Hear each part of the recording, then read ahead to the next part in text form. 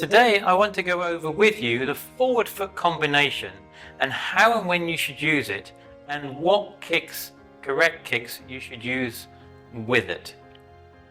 And if you want to know a little bit more about these basic foot combinations and how and when to use them, I've put some links below in the description, so go check them out.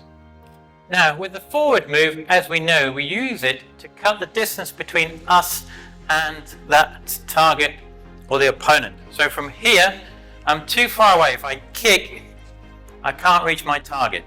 So from here, what I use is I come in with my forward move, that reduces the distance. Now, once we've reduced the distance, we then have two options. And the options are we have the front leg or the back leg. Now remember, front leg is for quickness, it's for speed. It's very quick and fast to hit the target. The back leg is for power. Because it's coming a longer way and creating that energy to create the power, the back leg is slightly more slower, but has more power when it comes through. So always remember that, what the two legs are for. They're utilizing for two slightly different reasons. Now, the other thing to remember is you've also got different heights you can kick at. You've got the low, you've got the middle, and you've got the high. So when you're sparring, and if you're utilizing these moves for sparring, it's mainly used for the middle and the high. So whatever kicks you've got, use it at those two distances. Now the other option is when you go lower.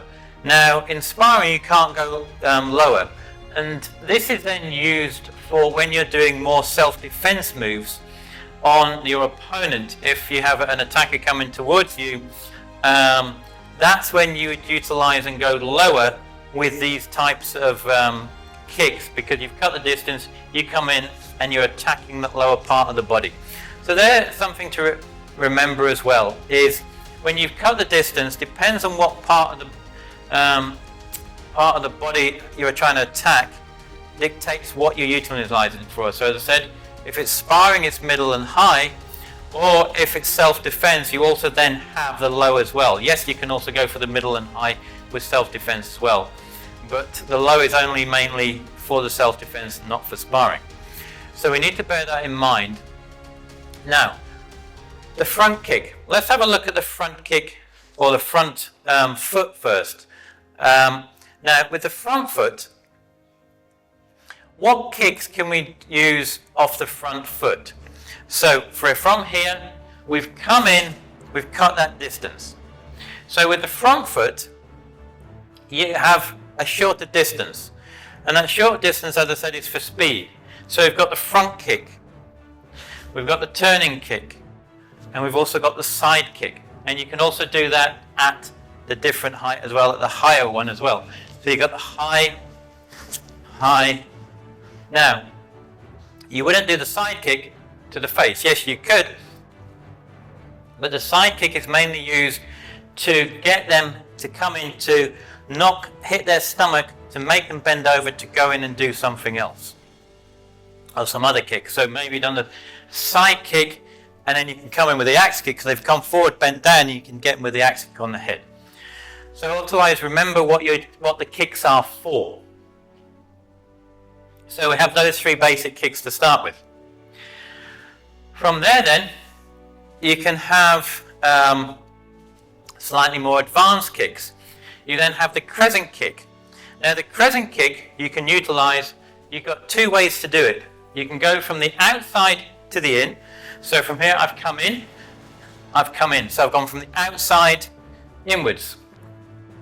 Or I've come in and I've come from the inside to the out. So the crescent kick can be used on two sides, depending upon what part of the opponent you're trying to hit, and which is open will dictate which side you actually go to.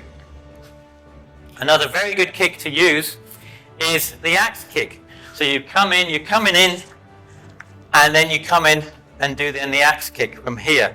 You've cut the distance, and axe kick comes straight down. Another very good kick, when you've got close to here, you maybe come in, and you can also then use the hook kick from here. Go into the face section.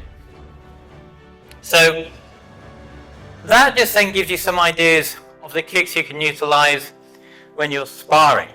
Now, the other part, as I said, is more of a self-defense, is if you're going for lower kicks, you can use the same again, very simply. You've got then the side kick to the actual knee. You can do the turning kick coming into the knee. So you're targeting the lower area of your opponent and more so going for the knee area. So as I said, side kick, turning kick.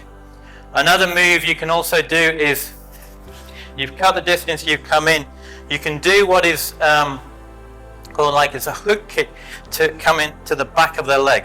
But that's a slightly more advanced self-defense move. So it's just showing you that when you've moved in and cut the distance, you have lots of variations and kicks to utilize off that front leg. And it all depends on what you're trying to use it for. Now, what we want to do, we want to now have a look at the back leg. What kicks come from the actual back leg itself? Well, as we said, the back leg is mainly used for power and for strength when you're really trying to knock someone away. So you've come in, you've shuffled in, you're coming in, and your foot is following through. Yes, you can come in, you've got the front kick, you've got the turning kick, and you've got the side kick. And all those moves are coming in to change that distance, shorten that distance to allow that strong foot to come through to do that kick. So they're the main basic three.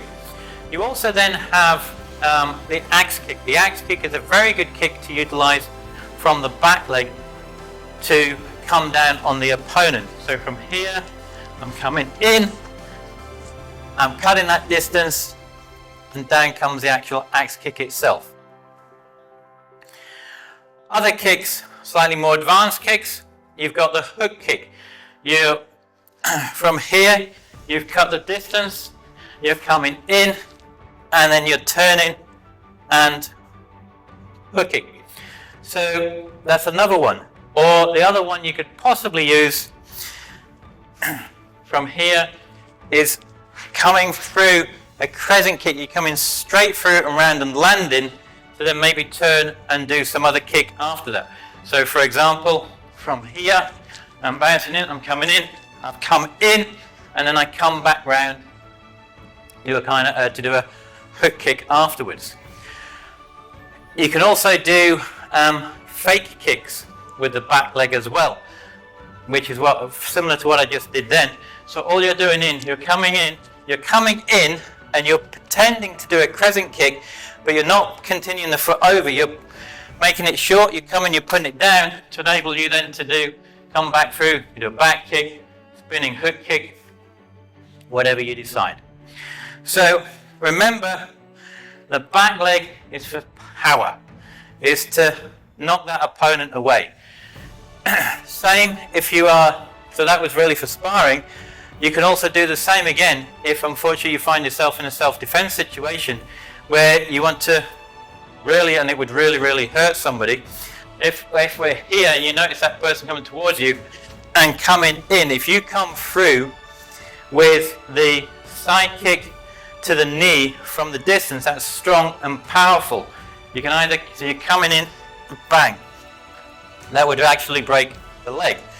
Or you're same again, you're cutting the distance and you're coming through with a turning kick. So you can do very similar kicks from the back leg if it's low section for self-defense. So that hopefully just gives you some ideas of what kicks to utilize when you're doing the forward move to cut the distance.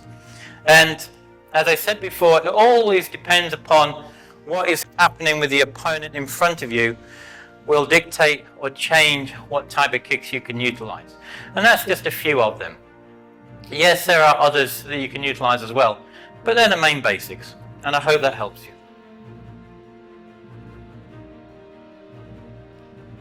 Now, below in this bottom left hand corner or top is the next video on foot combinations for you to go and learn and practice. So go check it out. And as always, until the next time, Gam Sa Hae Ni.